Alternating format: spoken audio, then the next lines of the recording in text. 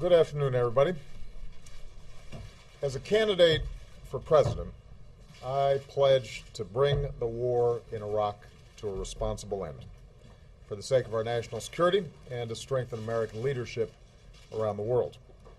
After taking office, I announced a new strategy that would end our combat mission in Iraq and remove all of our troops by the end of 2011. As Commander-in-Chief, ensuring the success of this strategy has been one of my highest national security priorities. Last year, I announced the end to our combat mission in Iraq, and to date, we've removed more than 100,000 troops. Iraqis have taken full responsibility for their country's security. A few hours ago, I spoke with Iraqi Prime Minister Maliki. I reaffirmed that the United States keeps its commitments. He spoke of the determination of the Iraqi people to forge their own future. We are in full agreement about how to move forward. So, today, I can report that, as promised, the rest of our troops in Iraq will come home by the end of the year. After nearly 9 years, America's war in Iraq will be over. Over the next 2 months, our troops in Iraq, tens of thousands of them, will pack up their gear and board convoys for the journey home.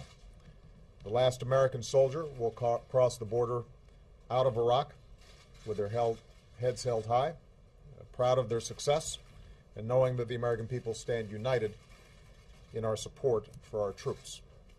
That is how America's military efforts in Iraq will end. But even as we mark this important milestone, we're also moving into a new phase in the relationship between the United States and Iraq.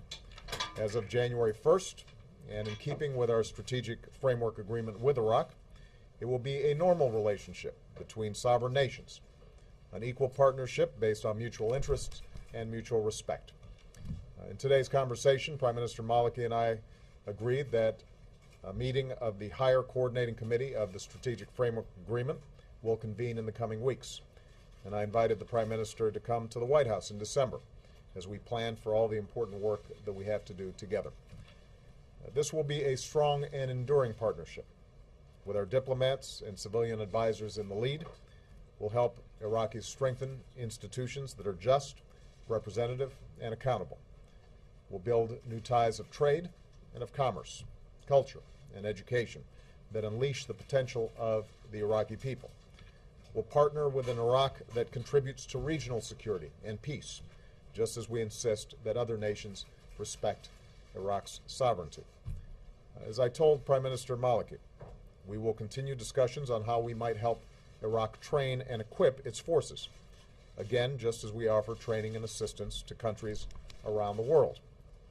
After all, there will be some difficult days ahead for Iraq, and the United States will continue to have an interest in an Iraq that is stable, secure, and self-reliant.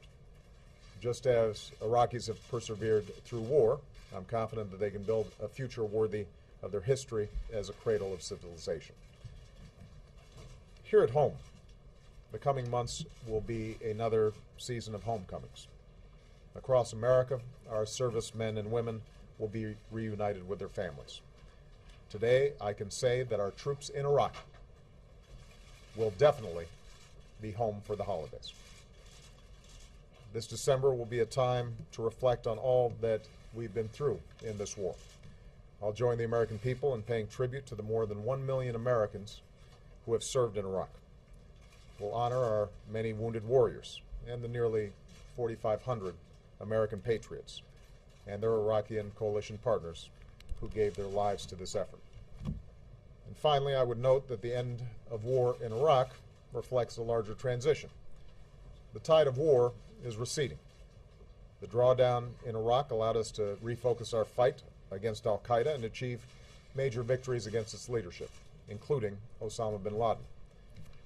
Now, even as we remove our last troops from Iraq, we're beginning to bring our troops home from Afghanistan, where we've begun a transition to Afghan security in leadership.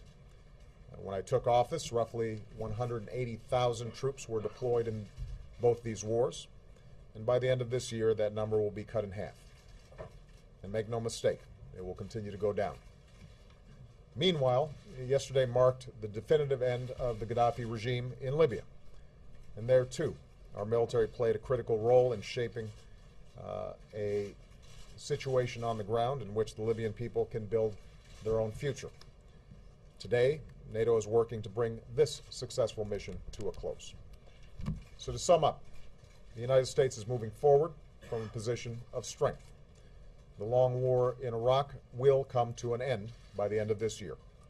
The transition in Afghanistan is moving forward, and our troops are finally coming home. As they do, fewer deployments and more time training will help keep our military the very best in the world. And as we welcome home our newest veterans, we'll never stop working to give them and their families the care, the benefits, and the opportunities that they have earned. This includes enlisting our veterans in the greatest challenge that we now face as a nation, creating opportunity and jobs in this country. Because after a decade of war, the nation that we need to build, and the nation that we will build, is our own. An America that sees its economic strength restored, just as we've restored our leadership around the globe. Thank you very much.